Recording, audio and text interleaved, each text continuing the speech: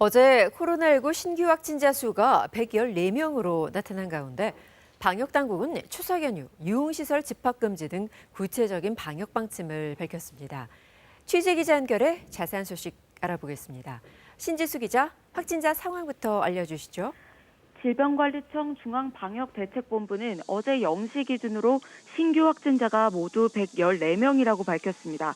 이 가운데 국내 발생 신규 확진자는 95명이고 해외 유입 사례는 19명입니다. 위중증 환자는 128명, 사망자는 2명입니다. 코로나로 인한 누적 사망자는 395명입니다.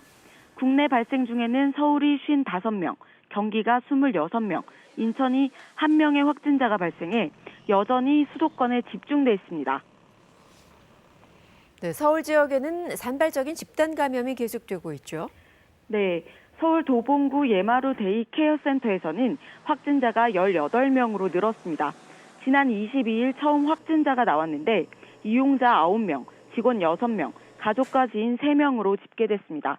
이들은 밀폐된 공간에서 오랜 시간 함께 생활하며 식사와 간식을 먹은 것으로 파악됐습니다.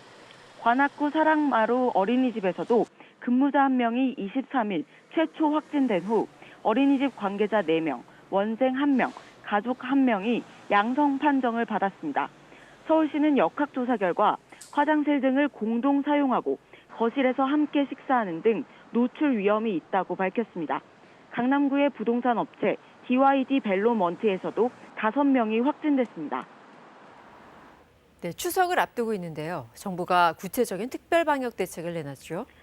네, 정부는 28일부터 다음 달 11일까지 추석 연휴 특별 방역 기간으로 정했는데요. 먼저 비수도권의 경우 2주간 유흥시설 집합 금지 조치를 실시합니다. 다만 다음 달 5일부터는 지자체가 상황에 따라 유흥시설 영업 여부를 정할 수 있습니다.